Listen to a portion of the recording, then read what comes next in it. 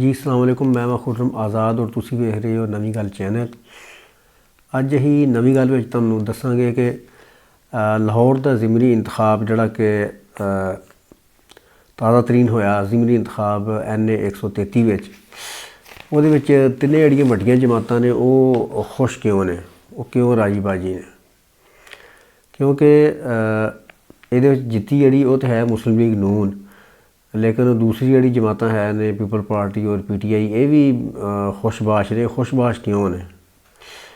क्योंकि जो भी असी देखिए दुनिया की तारीख में या पाकिस्तान की तारीख में तो बहुत घट इस तरह होया कि जमातां ना सारियां राजी होण, एक इलैक्शन होवे और सारियां जमातां उत्ते राजी होण। ये बहुत ही ना रेयर केस है ना।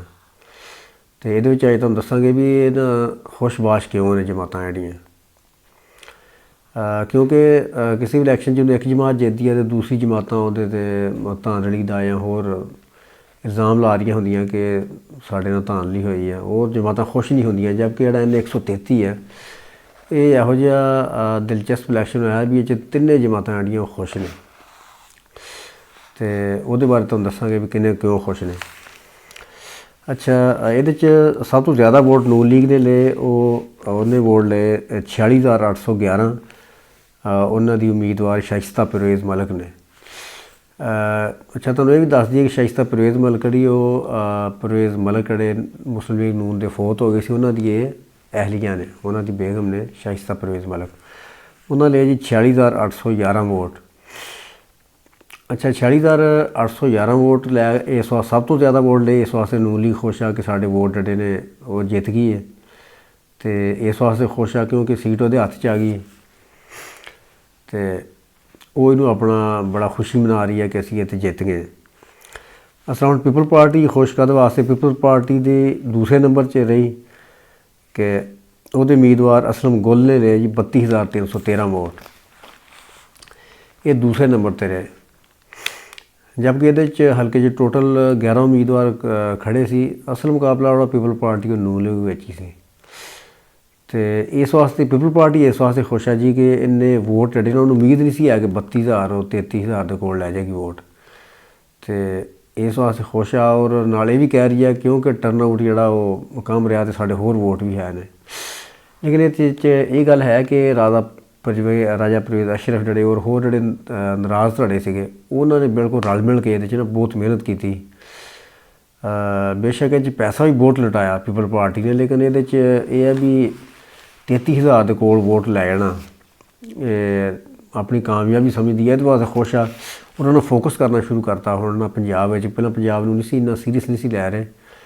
और पीपल पार्टी की क्यादत जिहड़ी वो ये फैसला कर रही है कि जिहड़ी आसफा भुट्टो आ उन्होंने लाहौर जिहड़ा उहदे सपुर्द किया जाए, लाहौर च बहा के सियासत जिहड़ी लाहौर की है वो फोकस की है। और जिहड़ा यानी कि पंजाब की सियासत है उन्होंने फोकस किया जाए और ये पंजाब विच आइंदा जिहड़े वो कैंडीडेट जिहड़े पूरे पंजाब खड़े किए जान ताकि ये भी उन्हों का ना एक अच्छा होल्ड हो सके इहदी सियासत विच ही। क्योंकि जिहड़ा पंजाब ते असरअंदाज हो जाता वो मरकज़ च असरअंदाज हो जाता, और मरकज़ च जिहड़ा असरअंदाज हो गया पूरी हुकूमत उहदी बनदी है। पंजाब मेन गेम जिहड़ी पंजाब की है। पंजाब समझो कि अद्धे पाकिस्तान तो ज़्यादा, और कौमी असैंबली की सीटां भी सब तो ज़्यादा फिर आ जांदियां ने। जिहड़ा इत्थे जिहड़ा जित गया वो मरकज़ विच भी और सीटां लै जांदा, मरकज़ च भी उहदी हुकूमत ही बनदी। अच्छा जी, उस तो बाद एक तुसीं सोच रहे हो कि PTI जिहड़ी वो क्यों खुश है। PTI इस वास्ते खुश है कि वो कह रही है कि टर्न आउट जिहड़ा वो सिर्फ रहा जी 18.6%, यानी 20% भी टर्न आउट नहीं है। 18.6% टर्न आउट रहा। तो वो कहते बहुत सारे जिहड़े PTI के रुकन वो नहीं आए। अगर PTI के रुकन आउंदे तो टर्न आउट वध जाना सीगा, तो मुकाबला भी फिर बड़ा सख्त और कांटेदार होना है।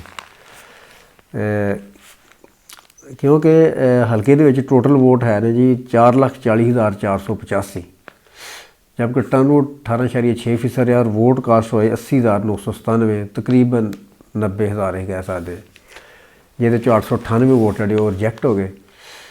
तो इस वास्ते PTI का मौकफ आ कि क्योंकि सिर्फ 18.6% होया टर्न आउट, तो अगर टर्न आउट ज़्यादा होंदा असी शरीक नहीं है। PTI कह रही कि असी शामिल नहीं है, इस वास्ते टर्न आउट ज़्यादा नहीं है। लेकिन ਜਿੱਥੇ ਤੱਕ ਮੇਰਾ ਐਨਾਲਿਸਿਸ ਹੈ, ਦੂਸਰੇ ਬੜੇ ਜਿਹੜੇ ਤਜਜ਼ੀਆਨਗਾਰ ਨੇ, ਐਨਾਲਿਸਟ ਨੇ, ਉਹ ਕਹਿ ਰਹੇ ਨੇ ਕਿ ਇਹਦੇ 'ਚ ਜ਼ਿਆਦਾ ਮਹਿੰਗਾਈ ਦਾ ਰੋਲ ਹੈ ਕਿ ਮਹਿੰਗਾਈ ਕਿਉਂਕਿ ਜ਼ਿਆਦਾ ਵਾ, ਅਤੇ ਆਵਾਮ ਜਿਹੜੀ ਉਹ ਨੂਨ ਲੀਗ ਵੱਲ ਹੀ ਜਾ ਰਹੀ ਹੈ। ਕਿਉਂਕਿ PTI ਦੀ ਪੂਰੀ ਕੋਸ਼ਿਸ਼ ਹੈ ਕਿ ਬਾਹਰਲੇ ਵੋਟ ਜਿਹੜੇ ਉਹ ਲੈ ਜਾਣ, ਔਰ ਮਸ਼ੀਨਾਂ ਵੀ ਇਸਤੇਮਾਲ ਕਰਨ ਦੀ ਇਜਾਜ਼ਤ ਨਹੀਂ ਦਿੱਤੀ, ਕਿਉਂਕਿ ਇਲੈਕਸ਼ਨ ਕਮਿਸ਼ਨ ਨੇ ਕਿਹਾ ਕਿ ਕੋਈ ਫੰਡ ਸਾਡੇ ਨਹੀਂ ਰੋਕ ਸਕਦਾ। ਇਹਨਾਂ ਨੇ ਫੰਡ ਦੀ ਧਮਕੀ ਦਿੱਤੀ ਸੀ। ਉਹਨੇ ਕਿਹਾ ਇਲੈਕਸ਼ਨ ਕਮਿਸ਼ਨ, ਅਦਲੀਆ, ਫੌਜ ਔਰ ਕੁਛ ਇਦਾਰੇ, ਜਿਹੜੇ ਇਦਾਰੇ ਨੇ ਇਹੋ ਜਿਹੇ ਹੈ ਨੇ ਕਿ ਇਹਨਾਂ ਦੇ ਫੰਡ ਕੋਈ ਨਹੀਂ ਰੋਕ ਸਕਦਾ। ਇਹਨਾਂ ਦੇ ਡਾਇਰੈਕਟ ਫੰਡ ਜਿਹੜੇ ਹੁੰਦੇ ਨੇ, ਔਰ ਕੋਈ ਵੀ ਇਹਨਾਂ ਨੂੰ ਨਹੀਂ ਰੋਕ ਸਕਦਾ। ਇਸ ਵਾਸਤੇ ਤਿੰਨੇ ਜਮਾਤਾਂ ਜਿਹੜੀਆਂ ਜੀ, ਬੜਾ ਦਿਲਚਸਪ ਹੈ ਨਾ, NA 133 ਦਾ ਇਲੈਕਸ਼ਨ ਰਿਹਾ। ਤਿੰਨੇ ਜਮਾਤਾਂ ਜਿਹੜੀਆਂ ਉਹ ਦੇਖੋ ਖੁਸ਼ਬਾਸ਼ ਨੇ, ਨਾ ਕੋਈ ਲੜਾਈ, ਨਾ ਕੋਈ ਦੰਗਾ ਫਸਾਦ, ਨਾ ਇਲਜ਼ਾਮ ਕਿਸੇ ਦੇ ਉੱਤੇ ਧਾਰਨ ਵਾਲੀ ਦਾ, ਨਾ ਕੋਈ ਗੱਲ ਅਤੇ ਨਾ ਕੋਈ ਬਾਤ। ਅਤੇ ਅਗਰ ਤੁਸੀਂ ਮੇਰੇ ਚੈਨਲ ਨੂੰ ਸਬਸਕ੍ਰਾਈਬ ਨਹੀਂ ਕੀਤਾ ਤਾਂ ਸਬਸਕ੍ਰਾਈਬ ਕਰੋ। ਪੰਜਾਬੀ, ਅਗਰ ਪੰਜਾਬੀ 'ਚ ਮੇਰਾ ਪ੍ਰੋਗਰਾਮ ਹੁੰਦਾ, ਪੰਜਾਬੀ ਦੇ ਅਗਰ ਤੁਸੀਂ ਲਵਰ ਹੋ, ਪੰਜਾਬੀ ਦੇ ਹੋਰ ਵੀ ਪ੍ਰੋਗਰਾਮ ਇਨਸ਼ਾਅੱਲਾ ਕਰਾਂਗੇ ਇੱਥੇ।